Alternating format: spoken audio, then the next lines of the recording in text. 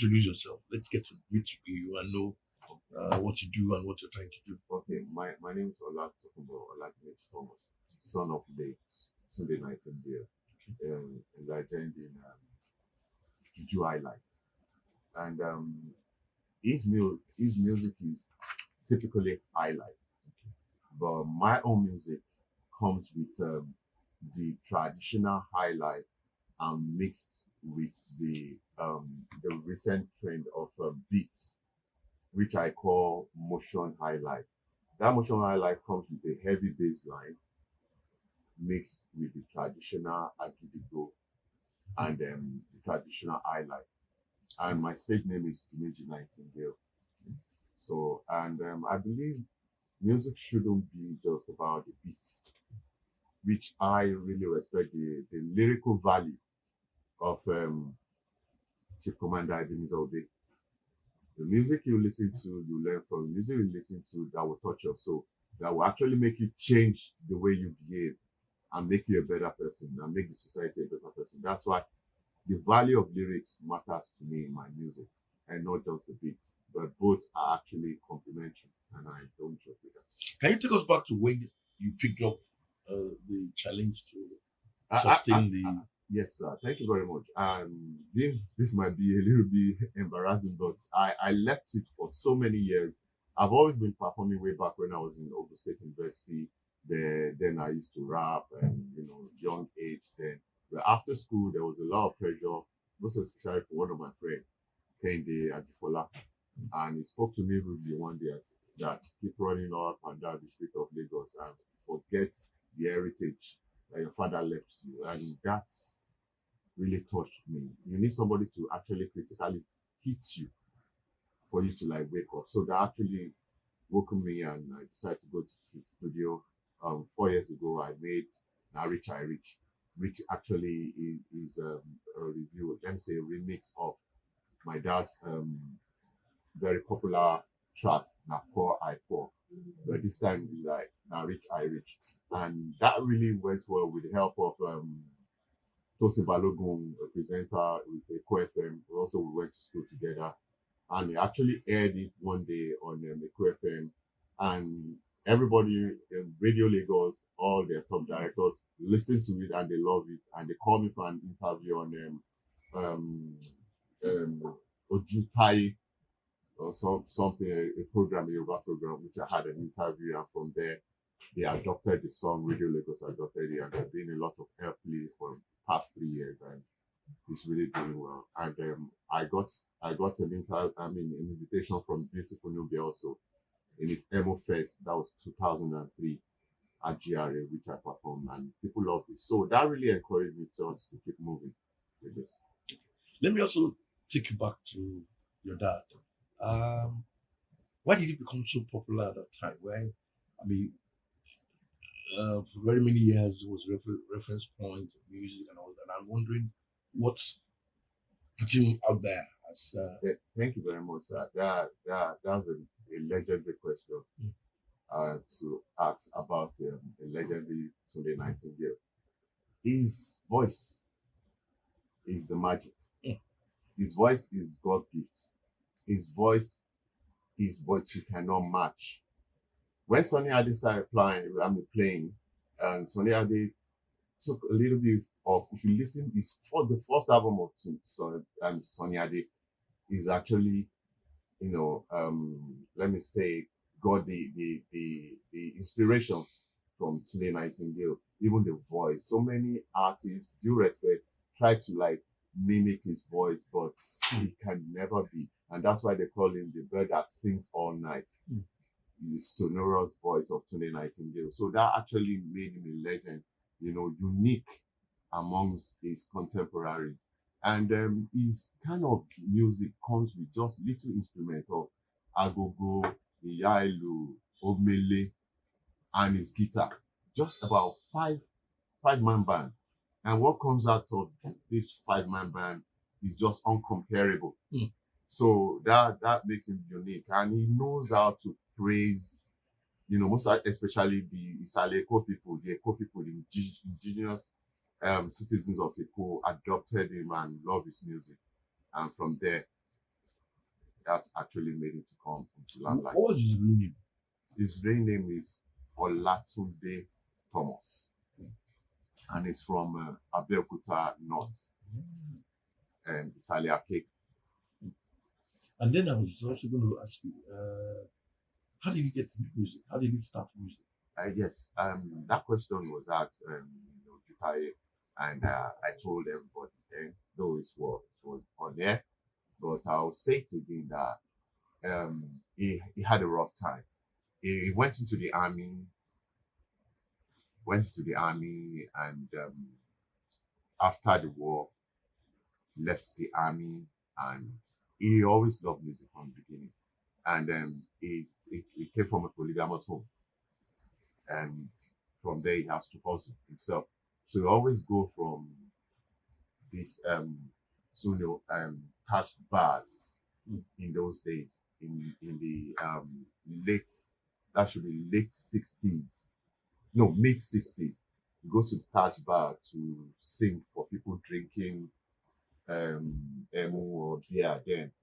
Then when he's singing, and people will like, because he wasn't really doing well, but they love his music. When it comes to sing, he goes with Sakara, this this artist then Kokoro, that the visually challenged artist, and he always go with Sakara. He played Sakara and he sing, and they'll say, "I will love your voice" and something like that. But there was a day he told me this story. He got really embarrassed. He went to a very high, bar, and he was singing, and they chased him out of the place because he wasn't well dressed. He was with Sakara, and like chased him. And there was something then they normally instrument they use there. They call it dunju. That is like a box in the olden days. That's what the well-to-do artists used there. They came in there with Sakara, the man, he wasn't well dressed, and they chased him out, and that touched him. And I learned from that sometimes when you're in your lowest time or your more embarrassed situation, if you are strong about it to face the challenge, can bring something positive out of you. And that brought that song that now is an evergreen, Na Poor Right Poor. That's how Na Poor Right Poor came out. He stepped out of that place. And because he's an artist, sometimes when we musicians or artists, when we're down, we put it into writings, we sing about it. And that's when the natural feelings comes out. Then I actually become a hit or a evergreen song.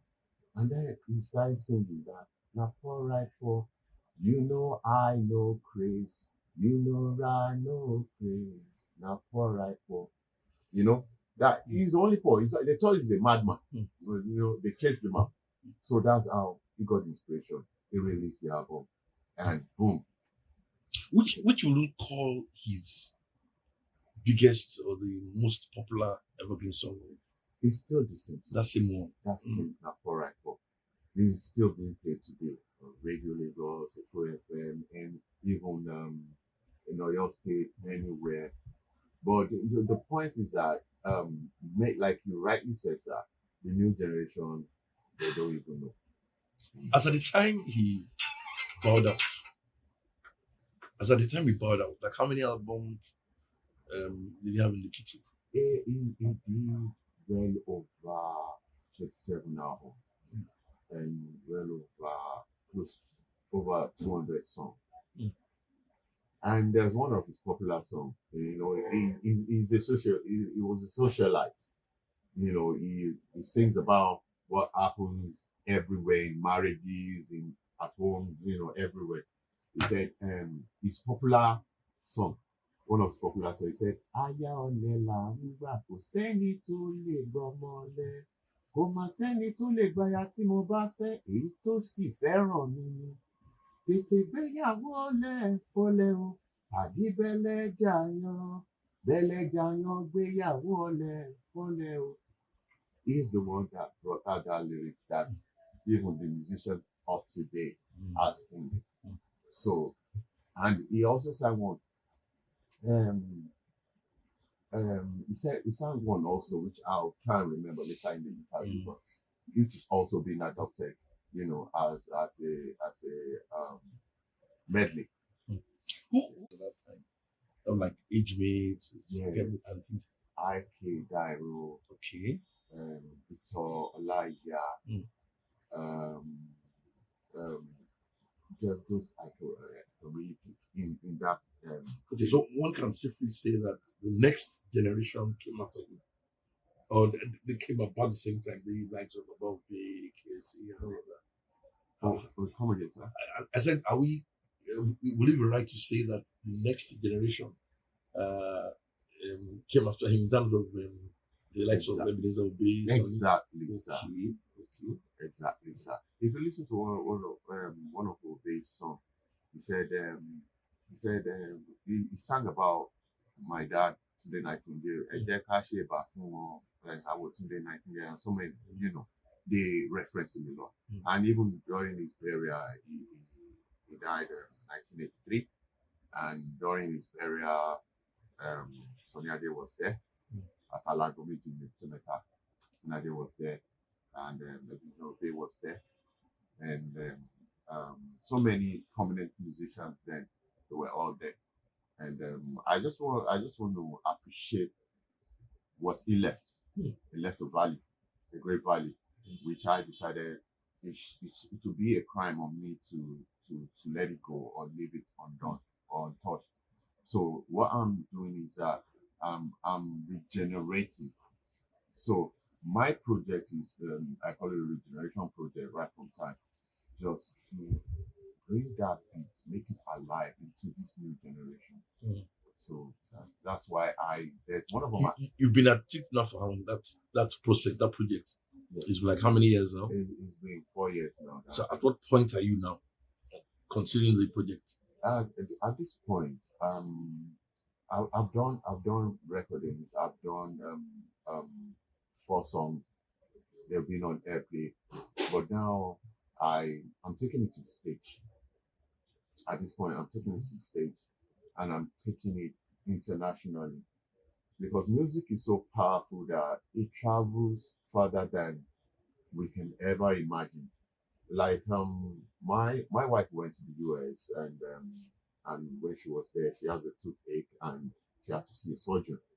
To see a dentist. Sorry, and it's expensive seeing a dentist. So actually, somehow they have to see a dentist that is not that expensive, and they got there, and this old man was actually listening to my dad's music on on this streaming, all this yes, exactly. And my wife's like, do you know this song you're listening to is mine, and this person's song you're listening to is my in-law. And the man looked at her and was like, Tunde Nightingale, a white man, a very old, dentist, an American for that fact. And my wife was overjoyed, and the man too was overjoyed. They took pictures, and he was saying a lot about Tunde Nightingale, an American so far away, and the people back here have almost forgotten his music and who he was. And someone there in the US talking about Tunde Nightingale. So that really encouraged me that music has that power to break borders, to cut across culture, people, and belief. Tell us a bit about your late dad. I'm going back to this because many of us didn't meet him. Of course, we met the music and all of that. And I'm wondering, was he like the typical musician of that era, or was he different? Was he a different kind of person? Was he Christian? Was he Muslim? How did he live his life? He lived his life in a very, very, very free way. Was he unusual? Was that an unusual person? I'll call him unusual. Okay. Unusual in the sense that he was a man that he doesn't rehearse. Many musicians will call their band and do rehearsal. He doesn't rehearse. He's a kind of free person. He enjoys his freedom. He was a socialite. He doesn't like anything that will choke him up. He loves nature. And in in his house then in Ibadan at Ring Road. He used to have all types of birds: cockatoo, peacock, ostrich, all kind of birds you can think of, even the actual nightingale bird. You understand? So he loves his freedom, he loves life, he loves people, he loves party, he doesn't like stress, he doesn't rehearse. That what makes him unusual compared to other musicians. And he doesn't smoke. He doesn't smoking then, he doesn't smoke. And the only thing he loves then is the legendary small stout. And he doesn't take his small stout directly, in his mouth from the bottle or from the cup. He will pour the small stout inside calabash, the real calabash, and he will drink the small stout like when you are drinking Pami or Emu. Makes him unique. So after that, just one bottle, then you just start singing, and you'll be wondering, and even his band boys will be wondering, we didn't rehearse this song, and this one is doing great. So I admire him for that. Then I don't know if you can tell us about how you actually got that name TUNDE Nightingale. At what point was this someone that named called him that, or how did it evolve? Thank you very much. That's why the press people are wonderful people. They bring everything to not to writing, but to life. They know how to bring out the character in somebody and build it and make it real for people to accept. But most of the time, I'm sorry to say, the press people really concentrate on now is just politics and but our social life is more important to that. What makes us? That's what brings us. That's what keeps us moving. So it's actually a press man that actually that he sings like the bird nightingale. So but then in Nigerian journalists or foreign? No, in Nigeria, but based in the UK. So the sonorous voice, then they now call him the Western Nightingale. And in those days it's region. West, south, east, the Western Nightingale is band, the Western Nightingale band, the TUNDE Nightingale. And actually, when he performed in the UK in 1967, 68, then they now added Ernest TUNDE Nightingale. The Ernest, what was it? Is that his real name? No, it's not part of his name. One of his big fans there added Ernest. So.